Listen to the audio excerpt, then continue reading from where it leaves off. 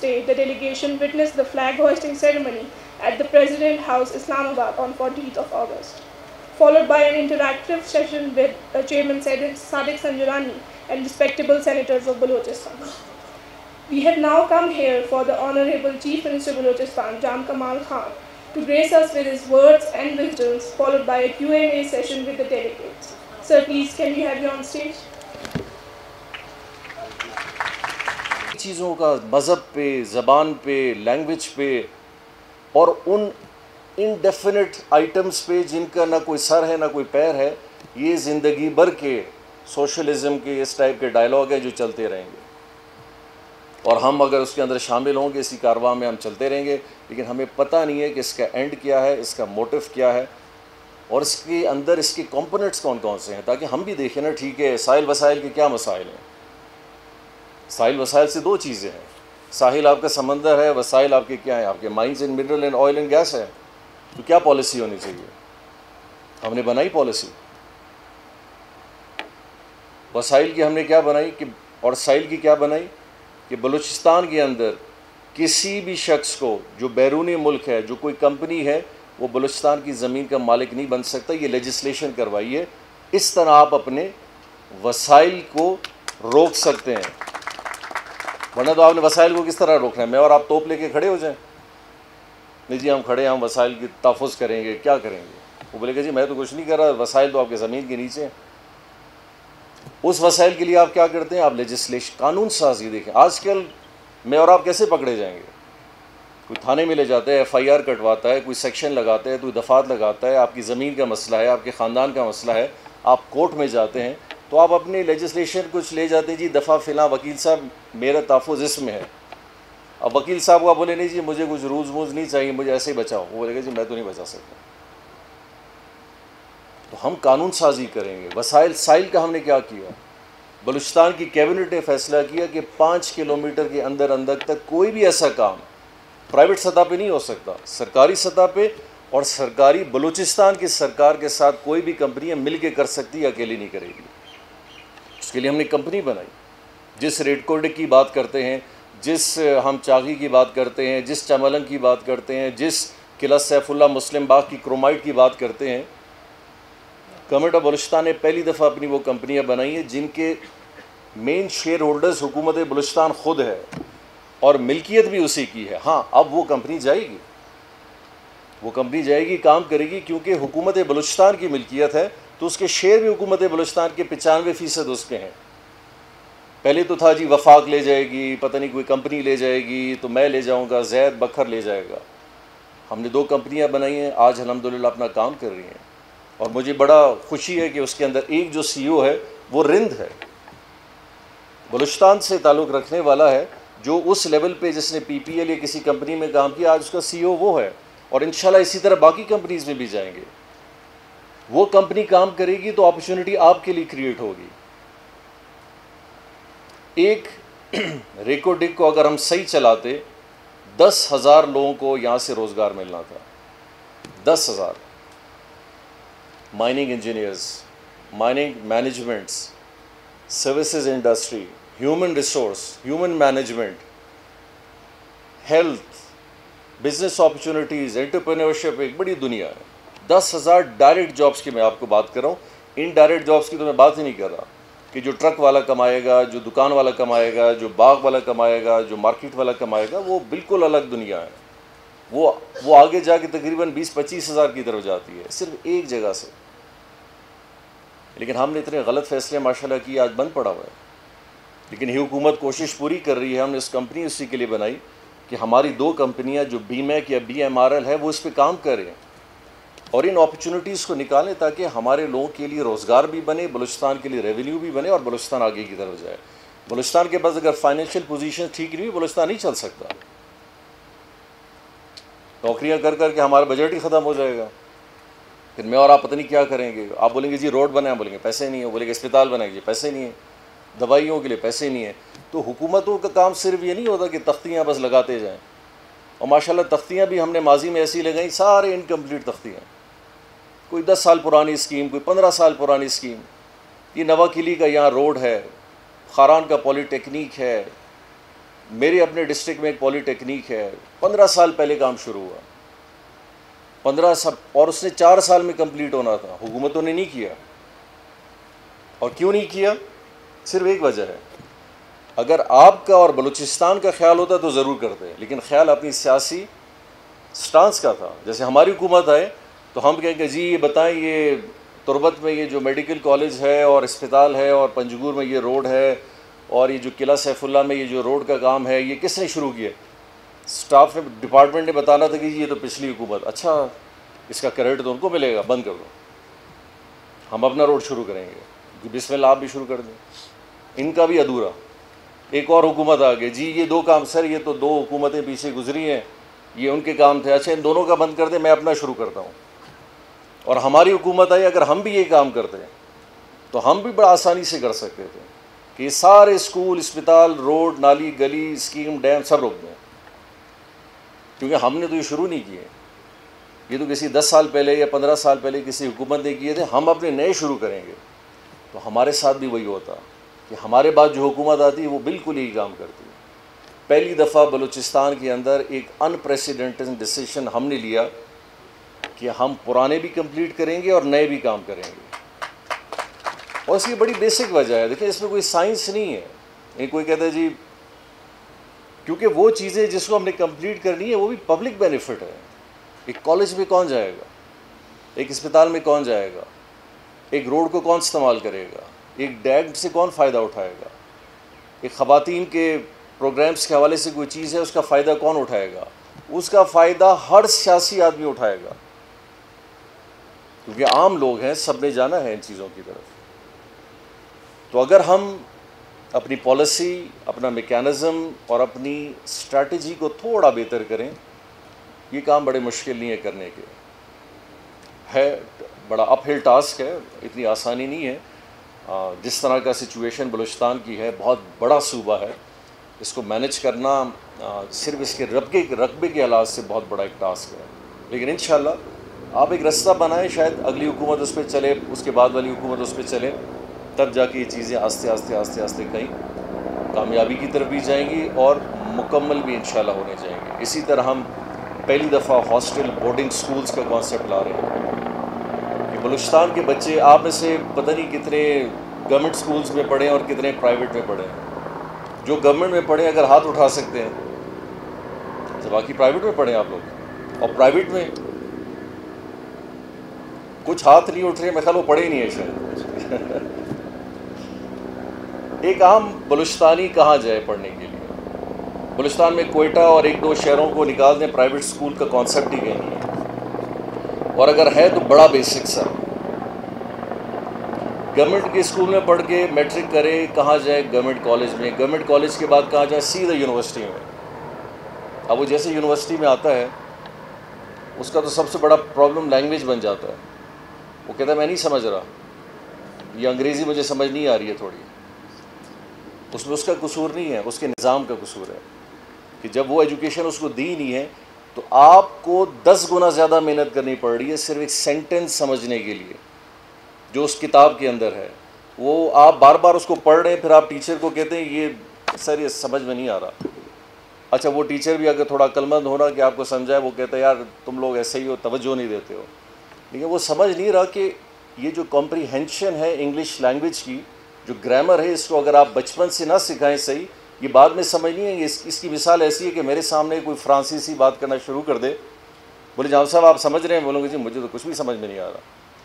तो आपके लिए वो किताबें और वो लैंग्वेज भी फ्रेंच है। हाँ बोलेंगे जी हाँ मुझे सिखा दो तो मैं समझ जाऊँगा, लेकिन वो क्यों नहीं समझा? उसको स्कूल में नहीं सिखाया, फिर उसको कॉलेज में नहीं सिखाया, क्योंकि हमारा गवर्नमेंट का स्ट्रक्चर अभी तक उस लेवल पे नहीं है, हमारे टीचर्स उस लेवल पे नहीं है। क्योंकि हम लोग टीचर्स किस तरह भर्ती करते हैं? हम तो सियासी तौर पे लोग यहाँ टीचरें भर्ती होती हैं, जो बेरोज़गार है उसको टीचर बनना है तो बन जाओ भाई, वो क्या बेचारा सिखाएगा? तो ये बोर्डिंग स्कूल्स का कॉन्सेप्ट हम पहली दफ़ा लाएँ कि हर ज़िले के अंदर एक स्कूल कम अज़ कम ऐसा होना चाहिए जिसके अंदर हॉस्टल फैसिलिटी हो, जिसमें 400 से 300 बच्चे उस डिस्ट्रिक्ट के स्कूलिंग कर सकें, और उधर ही उसकी बोर्डिंग फैसिलिटी हॉस्टल हो और उसकी जो एकेडमी है उनका भी हो। लेकिन आपका एक सवाल होगा कि टीचर तो वही आएगा पढ़ाने के लिए, हेडमास्टर तो वही आएगा, लेकिन हमने उसको थोड़ा सा चेंज किया। हमने कहा नहीं, ये स्कूल्स उस पैटर्न पे नहीं चलेंगे, इन स्कूल्स का हम एक बोर्ड बनाएंगे और 3 से 5 साल हुकूमत बलूचिस्तान कमिट करेगी कि हम इनको ग्रांट हर साल देंगे। उस बोर्ड का एक गवर्नर मैकेनिज़्म, एक बोर्ड हो जिसमें उस इलाके के पढ़े लिखे लोग हों, उस इलाके के कारोबारी लोग हों, उस इलाके का एडमिनिस्ट्रेशन भी हो। फिर वो अपना एक चेयरमैन ऑफ द बोर्ड बनाएं और वो अखबार में दें कि हम फ़िलाँ स्कूल हैं, हम इतनी तनख्वाह पे ये टीचर्स लाना चाहते हैं, ये एडमिनिस्ट्रेशन लाना चाहते हैं, तो लोग अप्लाई करें। तो हो सकता है आप में से बहुत सारे चले जाएं कि जी ये सैलरी पैकेज भी अच्छा है और मेरे अपने गांव के अंदर है और हमें अपॉर्चुनिटी भी है।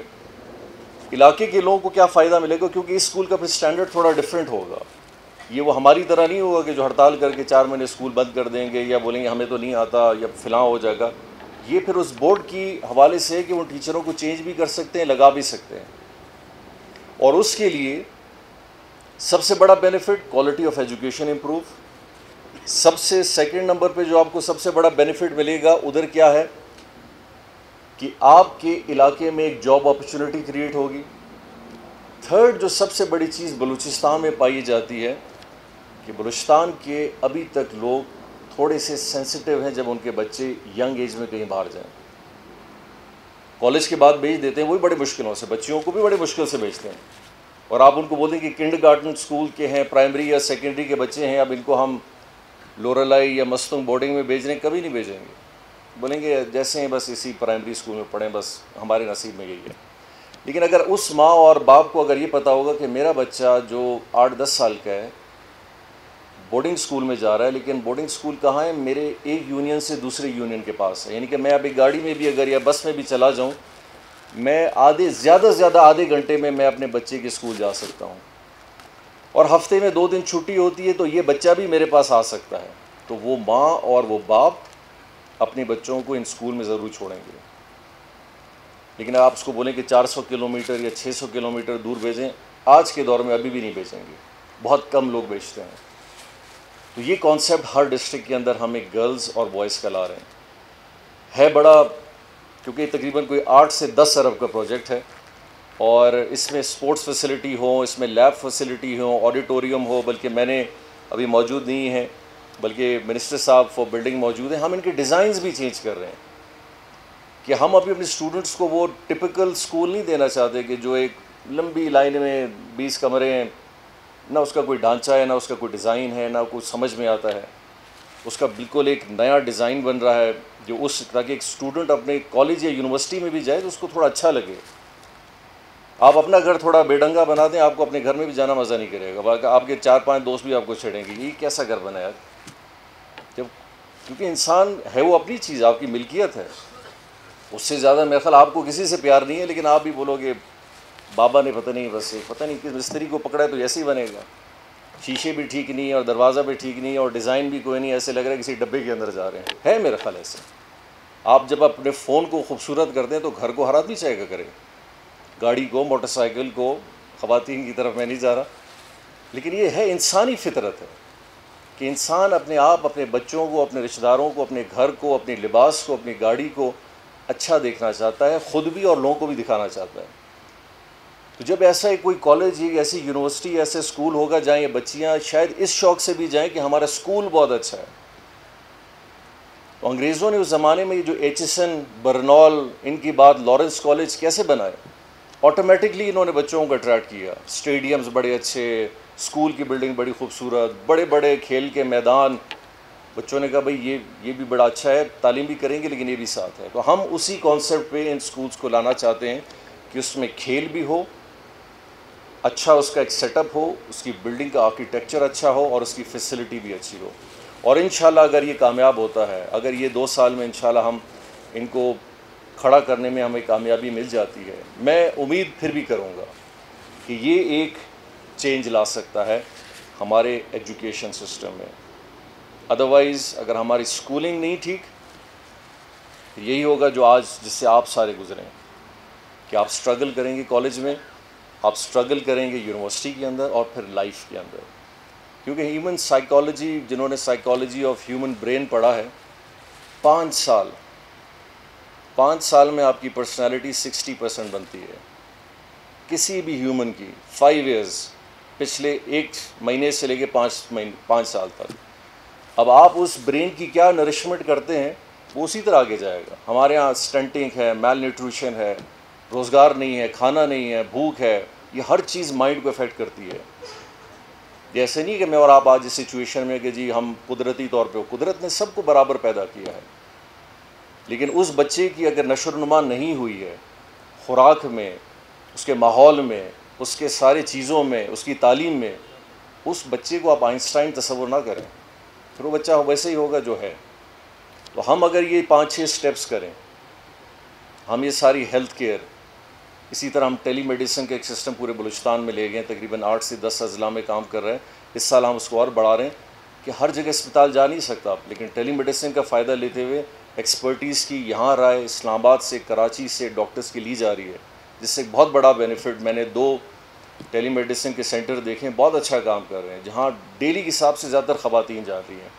और किस काम के लिए जा रही हैं? सिर्फ मशवरे के लिए। उस मशवरे के लिए उस खातून को आना पड़ता था क्वेटा या कराची, एक छोटे से मशवरे के लिए। आज वो मशवरा उनको अगर वहाँ मिल रहा है, शायद जिनको 5 या 10 किलोमीटर या 15 किलोमीटर भी नहीं जाना पड़े। सो ये वो स्टेप्स हैं जिनको आप करेंगे, फिर ये कौम तरक्की करेगी। लेकिन अगर आप ना करें तो सिर्फ बातों से, किताबी चीज़ों से, अच्छे तकरीरों से फिर कौमें, मैंने तो अभी तक कोई कौम तरक्की करती हुई नहीं देखी जिस पे आप इन्वेस्ट ही ना करें और बोले खुद ही कुछ ना कुछ बन जाएगी। सो इन्वेस्टमेंट करनी है, सही तरीके से करनी है, ताकि अपॉर्चुनिटी आप लोगों को और आपके आने वाले बच्चों को और उनके बच्चों को सबको मिले। सो मैं उम्मीद करूँगा इंशाल्लाह ये सिलसिला जैसे लैपटॉप का है और बाकी भी हैं, यूनिवर्सिटीज़ में बहुत सारा काम हो रहा है, हमारी भी सपोर्ट इंशाल्लाह यूनिवर्सिटीज़ को पूरी रहेगी।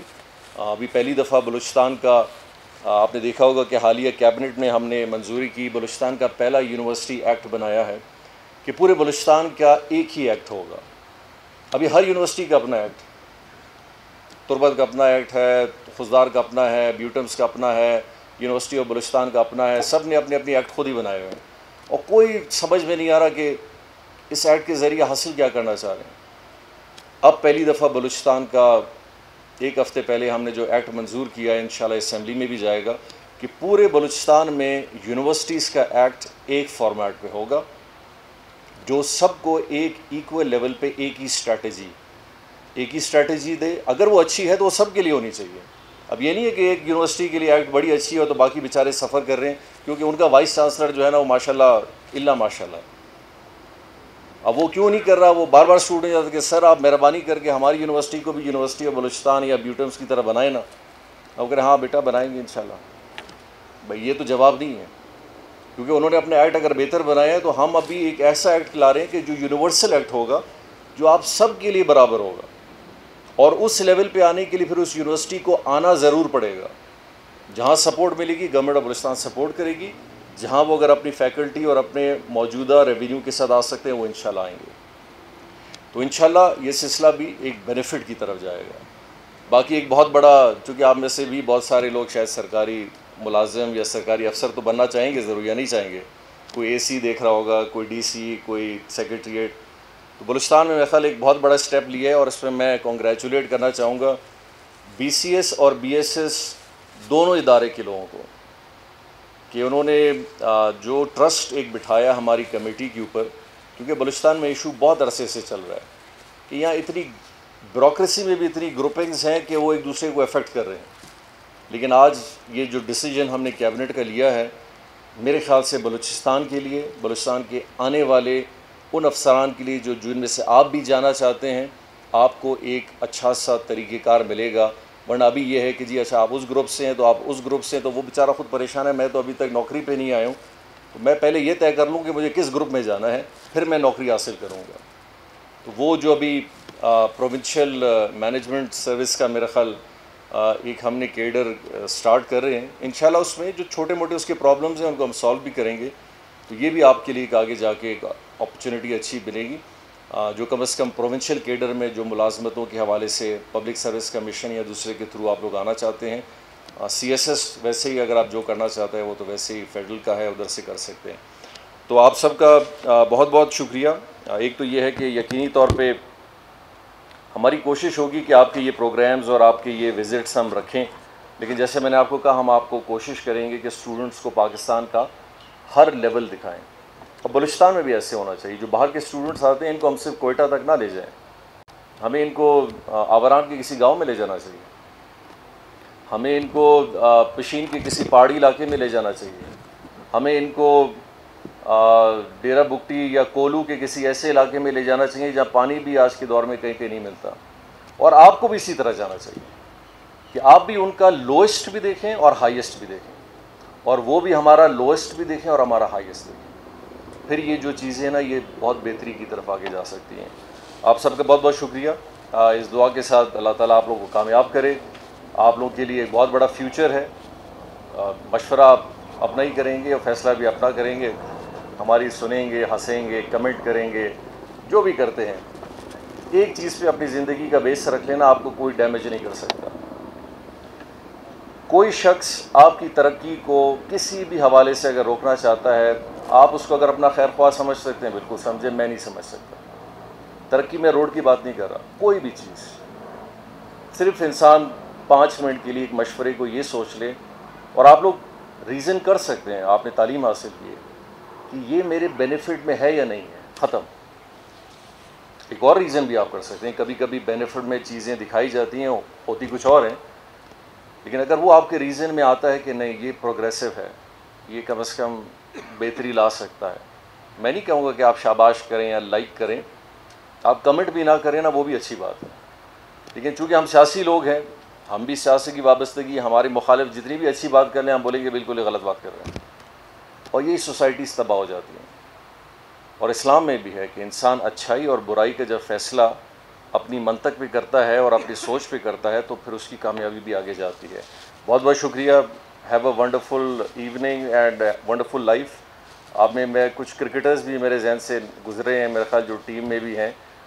तो हम स्पोर्ट्स के हवाले से भी बहुत बड़ी कोशिश कर रहे हैं कि बलूचिस्तान में स्पोर्ट्स दें, क्योंकि यूथ के साथ बड़े जितने भी हैं, बहुत सारे लोग कहते हैं कि जी आप खुद खिलाड़ी हैं तो बाकियों को भी खिलाड़ी बना चाहते हैं। मैं क्या, नहीं, खिलाड़ी का स्पोर्ट्स से कोई ताल्लुक़ नहीं है। हर आदमी खिलाड़ी नहीं बनता है। हर आदमी पाकिस्तान की टीम में या इंग्लिस्तान की टीम के टॉप प्लेयरों में से नहीं है।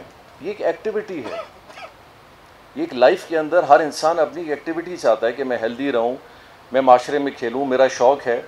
हाँ, मैं फ़ुटबॉल प्लेयर नहीं बनना चाहता, लेकिन मुझे फ़ुटबॉल अच्छा लगता है, तो मैं कहाँ खेलूँ। एक आता है कि जी मुझे स्क्वॉश खेलना अच्छा लगता है, ये प्लेयर खेलते हैं, मुझे अच्छा लगता है, मुझे भी खेलना है। तो अगला बोलता है आपने प्लेयर बनना है, वो कहते हैं नहीं भाई, मैंने प्लेयर नहीं बनना है, मैंने खेलना है सिर्फ। तो इन चीज़ों के लिए कोई जगह तो होगी तो वो खेलेगा।